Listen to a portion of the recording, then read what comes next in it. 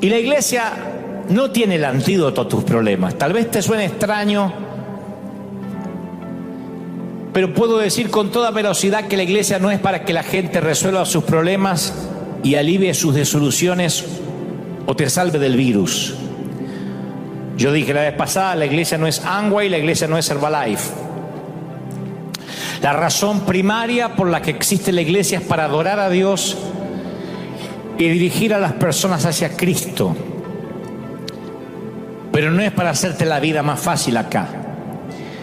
Y este nuevo paradigma es una visión que no solo debemos abrazar a partir de lo que está pasando en el mundo, sino que tenemos que ayudar a nuestra gente a comprender, porque si no se van a sentir estafados. Como aquel cliente que compró la garantía y después no se la reconocen. En nuestros intentos bien intencionados por promover el Evangelio, alguna vez hemos prometido de manera excesiva. Le hemos dicho a la gente que las iglesias son lugares felices. Y el Evangelio tiene como función primaria hacer que las personas lleguen a tener una relación íntima con Dios. No pueden venir acá todo el mundo y ser feliz. No, si estás atravesando un divorcio o las aguas turbulentas de una enfermedad o una quiebra financiera. El Evangelio no tiene que ver con nuestros esfuerzos por arreglar todos los males o quitar los virus del mundo. Porque ahora es cuando la gente dice, ¿dónde están los que sanaban? Los predicadores que hacían cruzadas de milagro, que sanen el virus. Es que hemos prometido cosas excesivas. El Evangelio tiene que ver con que Dios reparó nuestra relación con Él a través de la cruz. Punto. Si te sana o no te sana, es un regalo de Él. Y los regalos no se reclaman. Los regalos no van, Señor, tú dices acá. Lo importante, como dije el domingo pasado, ¿a dónde te vas a pasar la eternidad? Porque todo el mundo es eterno. Hasta esa falacia hemos tenido toda la vida, de decir, ¿quién quiere recibir la vida eterna? La vida eterna la tienen todos sin ir a una iglesia. Eternamente vas a vivir en el cielo o en el infierno. Si has tenido un bebé en los brazos, es lo único eterno que habrás cargado. Los autos no son eternos, la ropa no es eterna, pero ese niño eventualmente será un adulto, un anciano, y a algún lado se irá a vivir. La vida eterna la tenemos todos, el tema es dónde la vamos a pasar. Entonces quiero que sepas esto, la iglesia, cuando las puertas se abran, los templos no te van a hacer sentir necesariamente cómodo. La iglesia no va a ser la respuesta a todas tus necesidades. Algunas veces no te va a gustar lo que pasa en la iglesia. Puede que te marches algún incómodo, y a veces te vas a marchar incómodo de algún servicio, sobre todo si tu pecado está saliendo a la luz y tienes convicción. Si eres soltero, que vengas a la iglesia no te garantiza que vas a encontrar a tu cónyuge. Venir a la iglesia no te garantiza que tus hijos no se van a rebelar. Venir a la iglesia no es una solución a todos tus problemas económicos. Y es probable que hasta ni siquiera te lleves bien con todas las personas de la iglesia, porque acá hay mucha gente rota. No sé cómo serán las demás, pero aquí en River Church viene gente rota, loca, neurótica, gente como yo. Y no te puedes llevar bien con todo el mundo. Y tal vez venga y no te guste el color de la alfombra, mi traje o la música. La solución definitiva a la desilusión que siente mucha gente consiste en guiarlos hacia Cristo, dejando que Él sea el médico del peor virus de nuestras vidas, que no es el corona, sino el pecado. Y una vez hecho esto, la desilusión toma un aspecto distinto, porque si las personas se desilusionan, en última instancia lo hacen con Dios. Yo quiero repetir esto, la verdadera labor de un pastor no consiste en tratar de resolver los problemas de la gente. Por eso algunos se han quedado sin argumentos estos días. Porque la gente dice, a ver, resuelva esto. El verdadero trabajo de un pastor consiste en ayudar a las personas a enfrentarse con la realidad de la eternidad con Dios. Aunque con frecuencia no entendamos los caminos que Él decida hacernos transitar. Yo pienso que a nuestras congregaciones van a seguir llegando gente con diferentes elecciones sexuales, van a seguir llegando divorciados, separados, en concubinato. Y yo no estoy diciendo ni voy a hablar de doctrina, ni lo que está bien o lo que está mal, porque el tiempo apremia y no es lo que haré ahora. Pero la pregunta es, ¿pondremos otra vez sectores divorciados y los que se sacan la fotito en Instagram, que son la pareja feliz? ¿Vamos a dividir otra vez heterosexuales de aquel que dudamos de su orientación? Algunos va a decir, estás hablando de que ahora vas a ser una iglesia libertina. Estoy diciendo de que todo el mundo está a una oración de distancia. ¿O acaso nosotros fuimos salvos porque éramos mejor que ellos? Jesús hablaba con parias, con marginales. Jesús se mostraba accesible y no repudiaba a nadie. Leprosos, gentiles, recaudadores de impuestos, paganos, pecadores. Él no era como los otros santos de Judea. Los demás rabinos vivían en cuarentena y aislamiento sin que se los pidiera un presidente. Y ver lo accesible que era Jesús les provocaba ataques de caspa, enfado. Pero para Jesús siempre las relaciones estuvieron por encima de las leyes. Y era porque posiblemente Jesús conocía el rechazo en primera mano. Aún su familia lo había rechazado, sus hermanos. A fin de cuentas, su vida la definió el rechazo. O puede que fuera que Jesús simplemente percibiera y entendiera el deseo de aquellas personas de pertenecer. La ley más vieja de Roma, del imperio invasor, ordenaba que ningún cuerpo enterrado o cremado quedara dentro de la ciudad de Roma. Era porque los muertos se los consideraba con temor, con pavor. En realidad tenían una ciudad propia, la necrópolis. Roma tenía una ciudad de los muertos, necrópolis. No podían los muertos convivir con los vivos, porque el terror separaba a los muertos de los vivos, el temor a qué habrá más allá. Pero eso cambió drásticamente con la cruz de Jesús. A partir de Jesús, los cementerios se instalaron dentro de los predios de las iglesias. Y los muertos dejaron de asustar a los vivos y los dos grupos coexistieron en los mismos lugares. Mi querido, si pueden convivir muertos y vivos, iglesias donde la gente adentro canta un himno y el cementerio está a unos metros, ¿cómo no van a convivir gentiles y judíos? Bautistas y pentecostales. Hemos mirado por años a los católicos como si estuvieran apestados y decimos, no, te vas al infierno ya. Nos va a sorprender a quién vamos a encontrar en los cielos. Yo siempre me pregunto por qué en Roma las personas pasaron tan rápidamente de la antigua repugnancia a la nueva familiaridad con la muerte, debido a que Jesús hizo accesible hasta la misma muerte. A partir de Jesús se empiezan a conmemorar los funerales.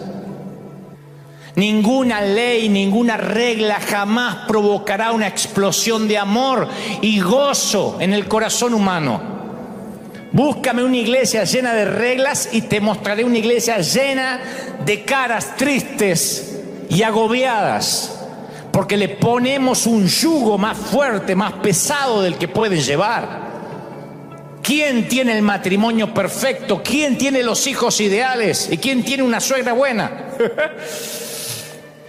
Díganme quién. ¿Quién dice yo no tengo problemas, yo no tengo tentaciones? Díganme un hombre que no haya sido tentado alguna vez o una mujer que no lo haya pensado 2 veces. Cada vez que veía a su esposo dormir a su lado, ¿por qué me habré casado? Díganme en qué familia no tiene problemas.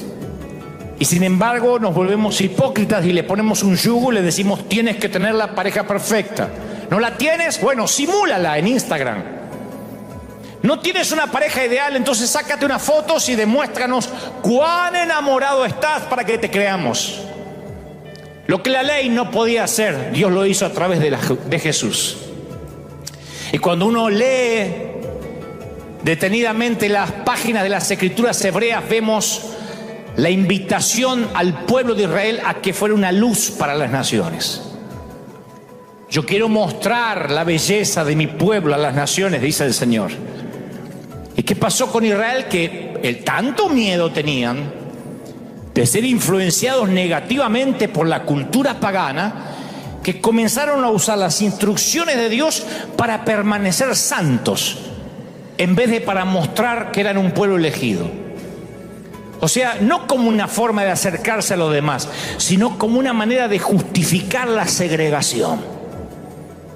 Eso hacía Israel. Y eso hemos hecho en la iglesia por muchos años, justificar la segregación. Las Escrituras se convirtieron en una vara de medir que hemos usado para identificar quién está dentro y quién está afuera. ¿O no hemos escuchado: no vas a ser salvo? A mí me han dicho: vas a arder en el infierno. ¿Y cómo me voy a reír cuando ardas en el infierno? ¿Quién te dio la vara para medir? Y esas barreras crearon polarización, segregación, división. En las Escrituras, en el libro de los Hechos, estoy hablando siempre después de que Cristo ya pasó por la cruz y resucitó. Cuando entrabas al templo había letreros que avisaban a las personas que se mantuvieran en los lugares correctos. Había lugares VIP, lugares VIP y lugares para la chusma. Solo aquellos que tenían el linaje correcto se le concedía mayor acceso al templo. Entonces algunos tenían acceso parcial en el mejor de los casos. Y esos estaban relegados a un área con el resto de los gentiles. El libro de los Hechos dice que los gentiles eran las personas que extranjeras que nadie quería tener muy cerca. Sí, Jesús había hablado de los gentiles y había hablado con una samaritana, pero no hay que tomarlo tan en serio, a pesar de que resucitó. Entonces no importaba la distancia que los fieles recorrieran para entrar en el templo. Podían acercarse a Dios en la medida que lo permitieran sus genealogías. Lo que haces con Jesús siempre fue más importante que lo que haces para Él.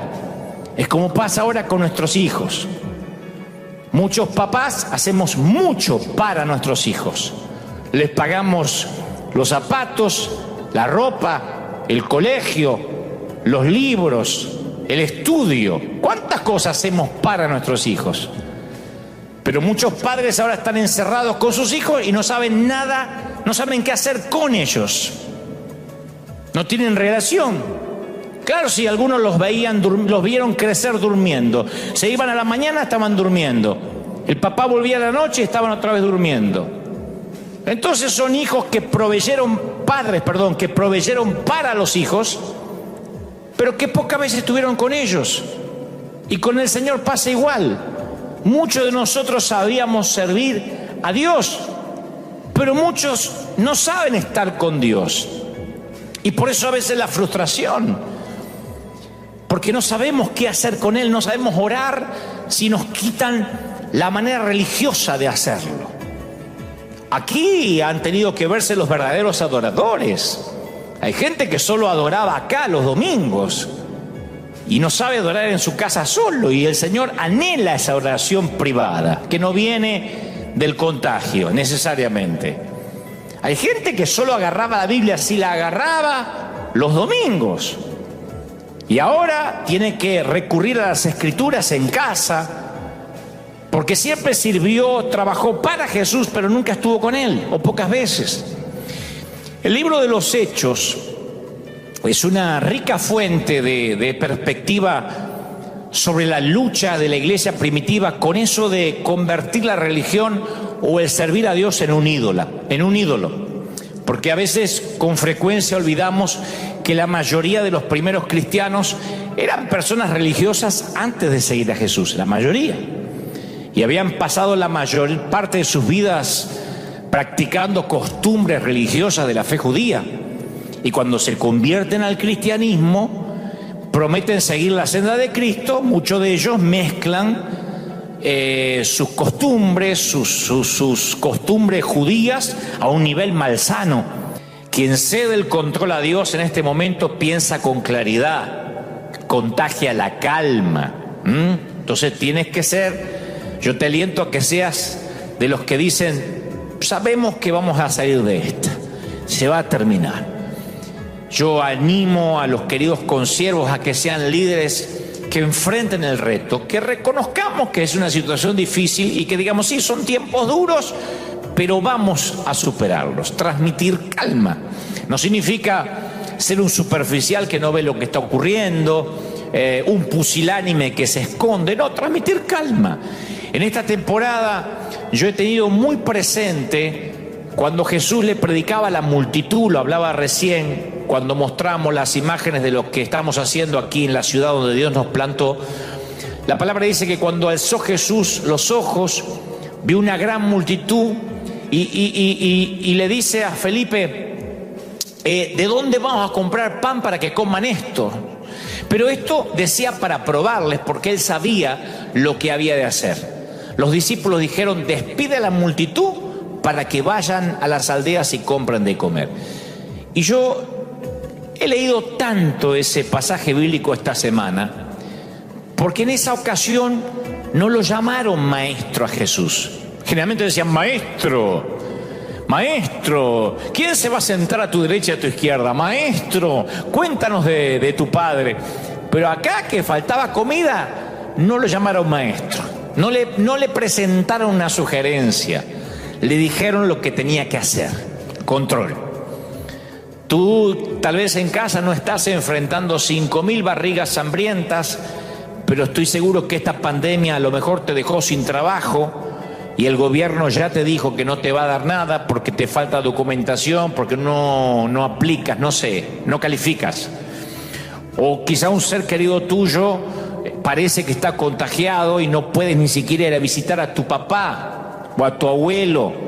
O la cuarentena esta te hizo notar que te casaste con un cónyuge irritable y tú decías, no pensé que nos llevábamos tan mal hasta que nos tocó estar una semana entera bajo el mismo techo sin salir. O tal vez notaste en estas semanas que tus hijos no son tan angelitos cuando se trata de estar encerrados. Por un lado tienes un problema y por otro lado, como los discípulos, una cantidad muy limitada de paciencia, de sabiduría, de energía y de tiempo. O sea que lo que tienes dista mucho de lo que realmente necesitas. Tienes suficiente para llenar un vasito de tequila, pero tú necesitas llenar un barril. Por eso sientes que no tienes control, porque ahora no hay cuentas que alcancen. Y esa es una de las maneras que Dios tiene para llamarnos la atención. ¿Cómo? Quitándonos el control de nuestras vidas. Como hacen algunas esposas con sus maridos, que les quitan el control al marido para que las escuche y las vea. Quitándonos el control, pero no el control remoto, el control que queremos tener de nuestra vida es la manera que Dios a veces tiene para llamarnos la atención. Cierta vez un predicador amigo fue a predicar a un grupo de pastores y yo pienso que los pastores somos el peor público para que nos prediquen. Yo me ha tocado estar en algunas convenciones pastorales como orador, prefiero 10.000 ateos y no 100 pastores, porque somos complejos. Noten que es una autocrítica, los pastores se sientan a veces como nos sentamos, como diciendo lo sabemos todo, a ver qué me va a enseñar y a veces estamos más distraídos que si fuéramos un grupo de incrédulos. La cruz es una asesina de barreras.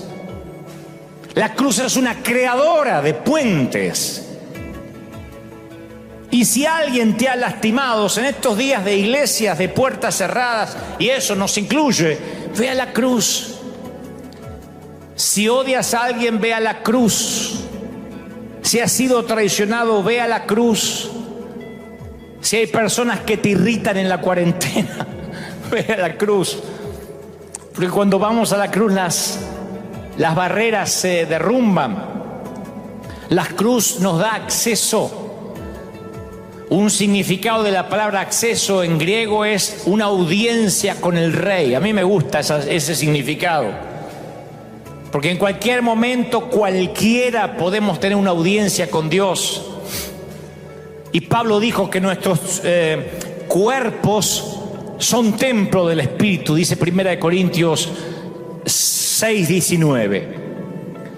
Por tanto, la gente, en vez de ir a un templo, a un lugar físico, para sentir a Dios, según lo que dice Pablo, se acerca a nosotros y siente a Dios. Eso es lo que debería hacer el Evangelio. Vernos y ver a Dios. Nosotros hemos dicho, no. El Evangelio lo vas a encontrar acá, dentro del edificio. Jesús más edificio. Jesús más edificio y mi doctrina. Jesús más mi edificio, mi doctrina y un pacto.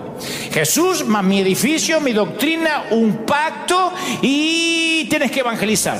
Jesús más mi edificio, mi doctrina, un pacto, evangelizar y tus niños en la escuela dominical. Y le agregamos, y le agregamos, y le agregamos. Señores, o somos barreras vivientes o portadores de evangelio.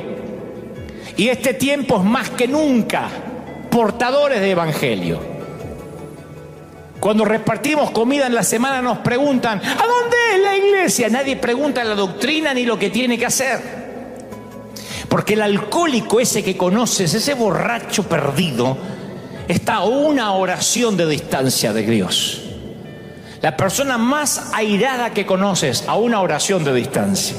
El criminal más peligroso, la persona más adicta a las drogas que conoces, el peor terrorista del mundo, el dictador, el peor jefe que hayas tenido está a una oración de distancia. La persona más narcisista, la persona más racista, a una oración de distancia. Esa persona más disfuncional de tu familia que los tiene a todos hartos, está a una oración de distancia. La persona más odiosa está a una oración de distancia de la cruz. Tú estuviste, yo estuve a una oración de distancia. ¿Se acuerdan? ¿Te acuerdas cuando pronunciaste esa oración? Esa oración que cambió tu vida como cambió la mía.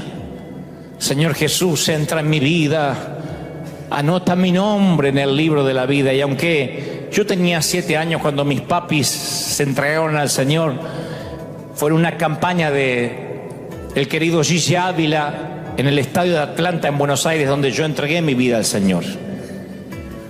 Nuestras vidas serán imágenes de la cruz, acogiendo a personas para que tengan una audiencia con Dios, o se parecerán al templo de Herodes, excluyendo a las personas mediante barreras y toda clase de segregación. Acá los apóstoles, los recontrapóstoles, los superungidos y más allá el ovejerío, acá los que diezman, los que nunca diezmaron, siempre estamos segregando. La cruz acoge, el templo de Herodes excluye. La cruz es profunda y amplia y el templo de Herodes es poco profundo y estrecho. Lo esencial de la cruz es atraerte lo más cerca posible. Y lo esencial del templo de Herodes es mantenerte lejos, distante. Entonces yo me pregunté toda esta semana y estos últimos días, ¿representa nuestra iglesia la cruz? ¿Está llena esta iglesia de personas de todo tipo? Gracias a Dios esas respuestas fueron positivas acá. Porque River es conocida por ser una iglesia que alberga gente rota. Siempre hay un asiento disponible para alguien que ha hecho desastres con la vida y algunos me dicen, me echaron de las iglesias de hecho. Pero si tu congregación, si tu vida no representa la cruz, entonces creo que esta pandemia va a reordenar tus prioridades. Cuando todo marcha bien, ¿por qué echarlo a perder pensando en Dios? ¿Por qué hay que pensar en la muerte? ¿Por qué hay que preocuparse por el mañana? Yo veo ahora cómo la gente nos recibe cuando llegamos con alimentos. De hecho, son una tierra fértil para predicar, de lo que querramos predicarle. Pero el mismo hombre o mujer, después que experimentan una adversidad, no es lo mismo, la actitud cambia si nunca la hubiesen experimentado. Lo que era de poco interés ahora se convierte en el único interés. Y de pronto Dios tiene toda la atención. No como hizo mi amigo el predicador, claro. Dios nos llama la atención a veces de un modo más sutil. Y esa sutilidad viene en forma de pandemia. Dios permite que venga en forma de crisis, de sequía financiera. Porque la adversidad, mi querido, pone de rodillas al más fuerte y al más terco. Hace que aflojemos nuestros lazos con aquellas cosas que son de poco valor y hace que nos aferremos fuertemente a Él. Es muy raro que ignoremos lo que Dios quiere para nosotros. Yo creo que ninguno de nosotros, los que tenemos a Cristo, sufrimos por falta de información. Lo que nos hace falta es la disposición de obedecer. Yo no creo que haya gente que ahora esté diciendo, yo no sé lo que Dios quería con mi vida. No, Dios utiliza la adversidad para llamar mi atención. Rara vez es con el propósito de decirme algo nuevo. A mí Dios estos días no me ha dicho nada nuevo. Me llamó la atención por cosas que di por común. Me llamó la atención por cosas que ya me había dicho. Porque por lo general es para recordarme algo. Ya sea porque lo he olvidado o porque a propósito he decidido ignorarlo. ¿Ustedes se acuerdan de Jonás? ¿Quién no conoce la historia de Jonás desde la escuela dominical? Dios empleó la adversidad para volver a dirigir su atención hacia la misión que le había asignado en un principio. Y dice las Escrituras que mientras Jonás estaba en el vientre del pez, luchando por su vida, se acordó. Y dijo, me acordé del Señor. Y mi oración llegó hasta ti, dice Jonás 2:7. Los que siguen a ídolos o a vanidades ilusorias abandonan a Dios. Yo voy a ofrecer cantos de gratitud, dijo Jonás. Cumpliré las promesas que te hice. Eso lo hace en el vientre de un pez. Jonás rededicó su vida al Señor. ¿Por qué? Decidió obedecer a Dios porque en el vientre del pez se le dio una dosis de realidad.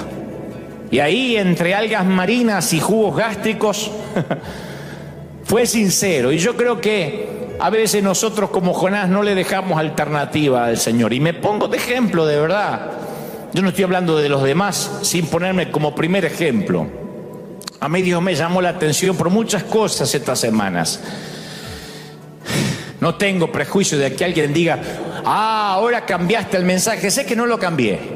Los que me siguen hace años escuchando nuestros sermones saben que siempre he hablado de esto, pero no tengo problema, no tengo prejuicios en redireccionar mensajes, porque Dios me llamó la atención. Estamos en el proceso de ordenar prioridades y posiblemente Dios quiera mejorar su relación contigo durante este tiempo que tienes encerrado en casa. Cualquiera sean las circunstancias, yo quiero que descanses sabiendo que Dios no hace nada sin tener un propósito en mente. Me encantaría que lo repitas. Dios no hace nada sin tener un propósito en mente. Dios nos reordena, Dios nos vuelve a las bases. Y la iglesia, ¿qué va a pasar con la iglesia? Es una pregunta que yo le hago mucho al Señor esta semana. ¿Qué va a pasar con la iglesia? A mí me parece torpe intento de tener esta revelación o es lo que yo creo.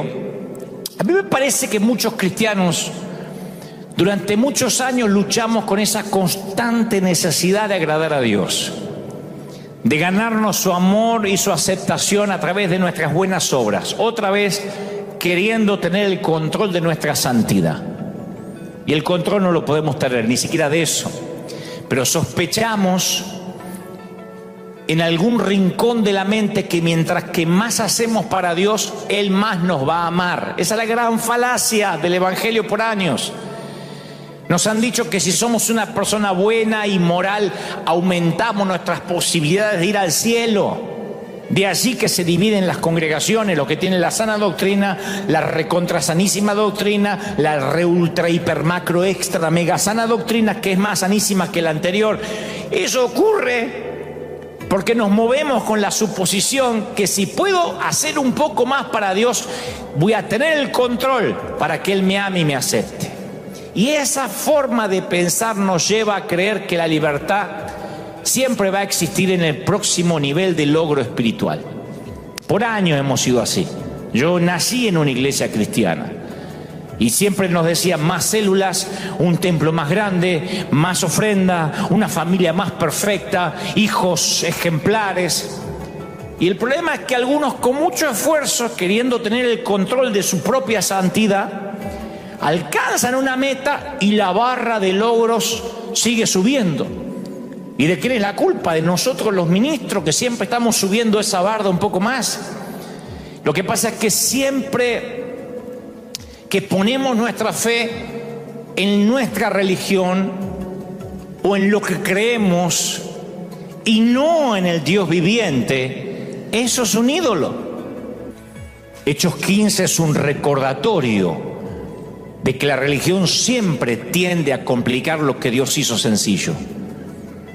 Siempre estamos intentando elevar una acción nuestra o una experiencia nuestra al estatus de ídolo, sumándolo a Jesús. Porque es la manera de tener control. Yo estoy ungido y tengo la unción porque pagué el precio. Oh. Entonces las ovejas miran al ungido como diciendo, bueno, él es algo como yo, pero él pagó un precio aparte por tener unción. Entonces ponemos la unción al nivel de Jesús, al nivel de ídolo.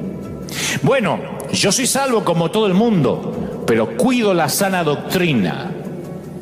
Aquí las mujeres usan la falda por acá y no se depilan, gloria al Señor.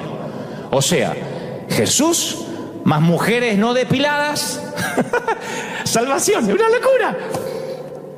Bueno, nosotros creemos en la salvación, pero también creemos en la llenura del Espíritu. Y también le agregamos a la salvación la llenura del Espíritu. Si todo el mundo no grita y no hace racataca, entonces no hay verdadera salvación. Siempre estamos agregando algo a lo que es sencillo. Y cuando se cierran las puertas de la iglesia en esta temporada, la gente vuelve a la sencillez, porque ahora no, todo lo que añadimos no lo tiene. Le añadimos que tiene que congregarse, no puede. Bueno, síganos online. Le añadimos que tiene que sembrar y poner la ofrenda. Hay gente que no puede, literalmente, no tiene para comer. Le añadimos que además tiene que tener una célula en la casa, una reunión de hogar. No puede, porque no se pueden juntar socialmente. ¿Qué nos queda? La salvación. Lo que nunca debimos haberle añadido nada. Y dice la Biblia que después, dice en Hechos 15, después de mucha discusión, o sea que discutieron, Pedro se levantó y dijo, varones hermanos, escuchen, vosotros sabéis cómo ya hace algún tiempo Dios escogió que los gentiles oyeran por mi boca la palabra del Evangelio y creyesen. Y Dios, que conoce los corazones, le dio el mismo Espíritu Santo a ellos que a nosotros. Y no hay diferencias entre ellos y nosotros. Purificados por la fe los corazones de ellos y los nuestros. Dios usa a Pedro para decir, Dios no hace distinción entre los dos grupos. ¿Quién hace distinción entre la gente? ¿Quién? La religión. La religión siempre complica las cosas y también divide a la gente y también nos divide a los pastores. Ahora pues, ¿por qué tentáis a Dios poniendo sobre la cerviz de los discípulos un yugo que ni nuestros padres pudieron llevar? Lo único que nos va a salvar es la gracia de Jesús. Y creo que los que insisten poniendo un yugo cargando a la gente, y en eso también hago una autocrítica. Estamos levantando otra vez un muro que no es necesariamente el de Trump, un muro que Jesús derribó en la cruz, el muro que separaba a los más puros de los no tan puros, a los samaritanos de los judíos. Entonces estos judíos legalistas estaban bloqueando el nuevo camino a Dios que Jesús había abierto cuando murió y resucitó. ¿Quieres hacer enfadar a Dios? Interponte en el camino de los que quieren llegar a Él. La única vez que veo a Jesús perder su juicio cabal mientras que estaba en la tierra fue cuando dio la vuelta a la mesa de los cambistas. Y algunos dicen es porque no se puede vender Biblia en el templo. No, porque llegaban con sus sacrificios al templo y le decían no, el sacrificio tiene que ser hecho con animalitos que tengamos acá. Y para comprarlo tiene que hacerlo con la moneda local. Y ahí en el cambio los estafaban. Y algunos no podían y se volvían frustrados sin poder entrar al templo. Cuando el Jesús vio que había canallas interponiéndose en el camino de los que querían llegar a Dios, entró como una tromba, con un látigo, con un azote de cuerdas, y ustedes saben lo que ocurrió después. ¿Quieres hacer enfadar a Dios? Entonces añádele algo a lo que ya hizo el Jesús. Añadirle algo es complicar a la gente para que llegue a Jesús, es mezclar ley con gracia. Cada vez que le añadimos algo al Evangelio, estamos robándole lo maravilloso que Cristo hizo en la cruz, o queriéndonos asignarnos un poco de gloria. Un viudo rico tenía un hijo al que amaba profundamente. Y entre otras cosas, el padre era aficionado al arte y viajaba por el mundo coleccionando pinturas invaluables de Rembrandt, de Monet, Van Gogh. Y un día cuando volvió, decoró su extensa propiedad con aquellas atesoradas pinturas. Los años pasaron, su hijo creció, la nación estaba en guerra y el hijo se alistó para defender a su país. Después de unos años de combate, el padre recibió un telegrama que le informaba tristemente que su hijo había muerto bajo territorio hostil, en acción. Y con eso llegó el desánimo y el duelo para el papá. Varios inviernos pasaron y el padre pasaba navidades a solas, triste, cuando alguien tocó la puerta. Sale y era un joven soldado parado en la puerta. Le dice: señor, yo estaba en el mismo pelotón que en su hijo durante la guerra. Nos hicimos muy amigos y a menudo me hablaba de su amor por el arte. Y yo no soy un gran artista, ¿sabe? Soy soldado. Pero una noche durante un descanso dibujé un retrato de su hijo. No es mucho, pero pensé que quisiera tenerlo. Y el dibujo se asemejaba notablemente al hijo. Cayeron lágrimas en los ojos del papá y aquella pieza de arte se convirtió en la más preciada para el hombre. La colgó sobre la repisa de la chimenea y cada día la miraba. Entre un Monet y un Rembrandt estaba el dibujo de un soldado en las líneas enemigas con el retrato de su hijo. Pasaron los años y el papá murió. Y coleccionistas de todo el mundo volaron para comprar las obras de arte que estaban siendo subastadas. Posibles compradores llegaron esperando llevarse un Rembrandt, un Monet. Y para la sorpresa de todos, la subasta no comenzó con lo que habían esperado, sino con una pieza que no estaba en la lista: el dibujo hecho por el soldado. Y los coleccionistas miraban todos desconcertados, un dibujo amateur. Estaban enojados, impacientes. Dicen: no viajamos de tan lejos para comprar el dibujo de un novato, salgamos de esta subasta. Y el subastador prosiguió: comenzamos la subasta con el dibujo en $10. Y nadie ofertó, porque se sentían ofendidos, venían a invertir millones en las obras de arte. $10 a la una, nadie ofertaba. $10 a las 2. Y un viejo hombre de atrás levantó la mano y dijo: hey, yo he sido vecino de esta familia por años. Conocí al padre, conocí al hijo, conocí a la madre antes que muriera. Yo voy a comprar el dibujo. Después de todo, $10 es lo único que tengo. Me gustaría mucho tenerlo. $10 a la una, $10 a las 2, $10 a las 3, y el subastador golpeó el martillo y dijo: vendido. Y luego, para sorpresa de todos, dijo: la subasta acaba de terminar. Y la multitud comenzó a protestar. ¡Ey!, dijo un coleccionista: pero si todavía no comenzamos. No puede ser, se quejó otro. ¿Qué sucede?, dijo un coleccionista más. Y el subastador dijo: es muy simple. Según el testamento del Señor, del Padre, dice: cuando subasten todas mis pinturas, comiencen con el dibujo de mi hijo. Y aquel que se lleve a mi hijo, se lleva todo el resto. Entonces esto nos ayuda a recordar lo que realmente tiene valor, que es lo que hay dentro. El contenido es importante, no el envase. No cómo se viste aquel, cómo se viste aquella, qué música usa. Nos quedamos siempre en lo que le agregamos a la salvación. Por eso yo creo que no siempre el diablo es el que nos pone en cuarentena. Estoy convencido más que nunca que Dios permite esto. Porque nuestras limitaciones, estos momentos de quietud, son muy buenas para mantenernos conectados con Dios. Nos recuerda que necesitamos el interior. Y cuando las cosas a veces nos van bien en la vida, es tentador distraernos con los éxitos, pensar que de eso se trata la vida, y comenzamos a ir en pos de la victoria, la prosperidad, la influencia, el ministerio, las redes sociales, el canal cristiano. Lo más probable es que cuando sintamos que nos va bien es cuando menos oramos.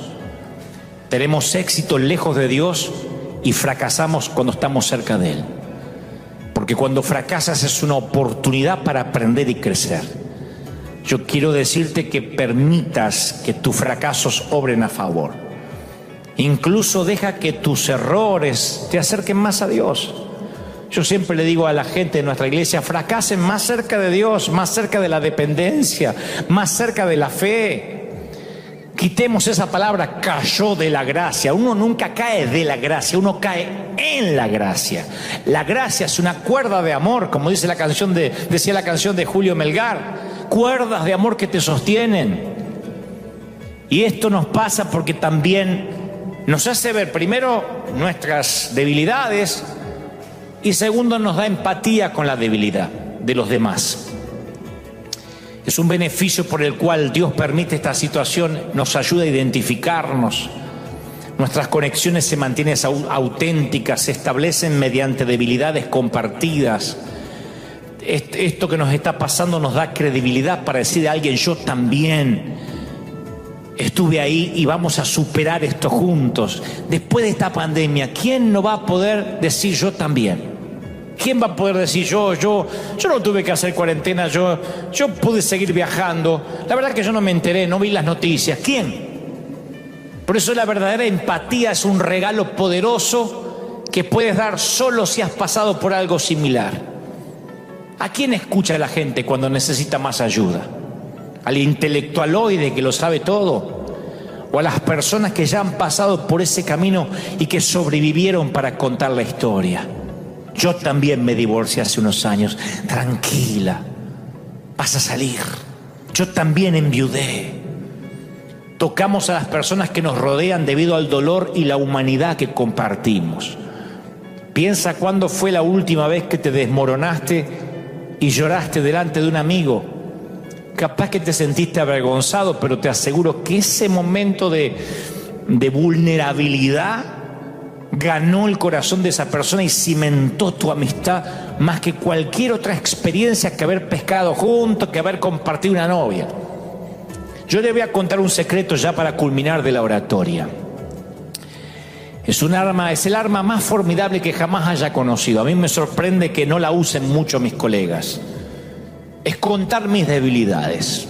Yo la juego de antihéroe y me encanta.